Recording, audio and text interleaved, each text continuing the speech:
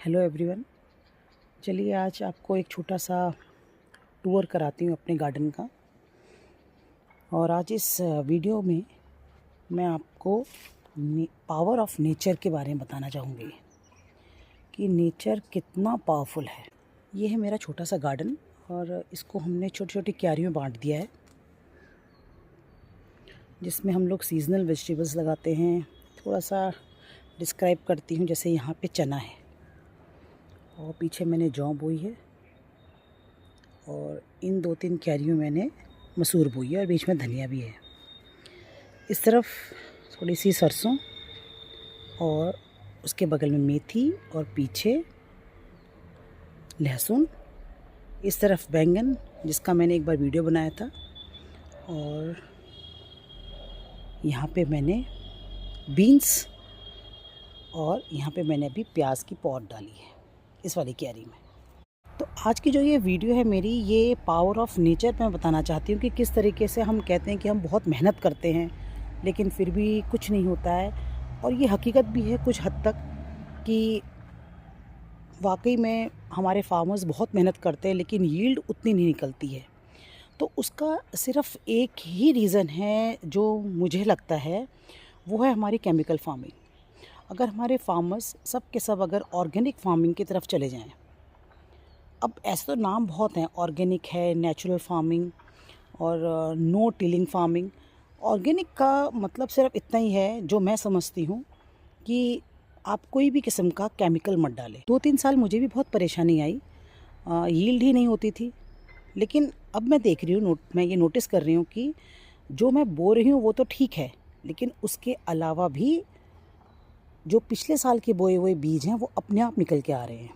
जैसे कि एक छोटी क्यारी है ये मेथी की, मैंने इस साल इसमें सिर्फ मेथी लगाई, लेकिन इसमें जो पिछले या उससे 2 साल पहले या 3 साल पहले जो मैंने बोया था, क्योंकि मैंने यहाँ पालक नहीं बोया था, पालक मैंने करीब 2 या 3 साल पहले बोया था, तो आज मुझे यहाँ पालक बहुत अच्छी मात्रा में दिखाई दे रहा है। मैं आपको नज़दीक से दिखाती हूँ।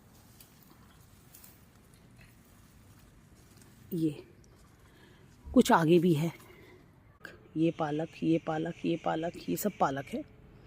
एंड इसमें एक साल मैंने लाई बोई थी तो उसके 2-3 एक बीज गिर गए। जैसे ये है, जब हम हार्वेस्ट करते हैं तो बीज अपने आप गिर जाते हैं। ये प्लस वहाँ पे ये लाई अपने आप उगी है, इसमें हमने डाली नहीं, इसमें कोई बीज नहीं डाला लाई का। इस साल सिर्फ मेथी डाली है, मेथी के बीज डालें और मैंने 1-2 बार इसको हार्वेस्ट भी कर लिया है मेथी को। एक पालक, दूसरा लाई, तीसरा मेथी जो मैंने बोया था, और चौथा है ये बथुआ।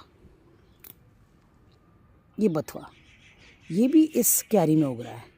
तो 4 हो गए, मेथी, लाई, पालक, बथुआ। ये बथुआ। 5वां है इसमें चौलाई। मैं चौलाई दिखाती हूँ। 5वीं है इसमें ये चौलाई।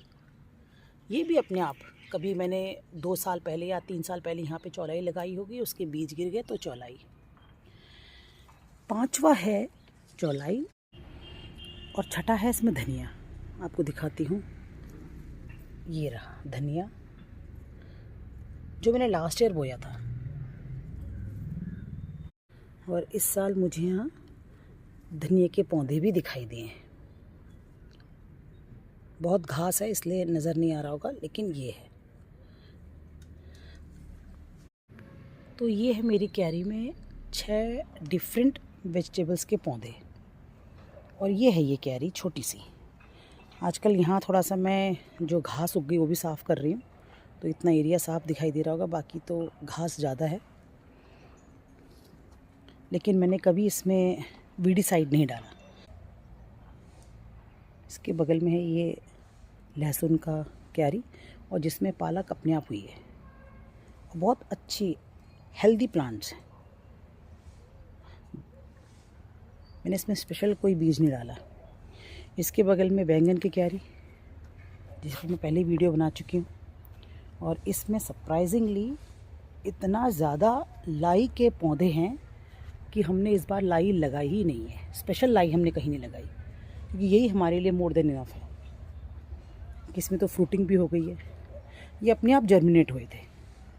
अगर मैं किसी किस्म का वीडीसाइड यूज़ करती तो हो सकता है ये मर जाते इसके सीड्स।